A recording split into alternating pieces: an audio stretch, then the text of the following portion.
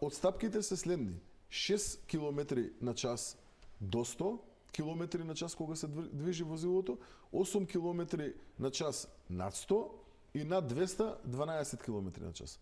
Просто тоа би значило дека доколку одредено возило биде управувано со брзина од 57, каде што имаме камера за мерење на брзината, истиот ќе биде констатиран како сообраќајен прекршок. Доколку биде управувано со 56, електронскиот систем, паметниот систем, нема да го констатира предметното управување на моторно возило како сообраќајен прекршок. Но што е многу битно? Доколку јас управувам моторно возило со брзина од 53, да кажеме, километри на час, таму каде што е дозволено 50 км на час.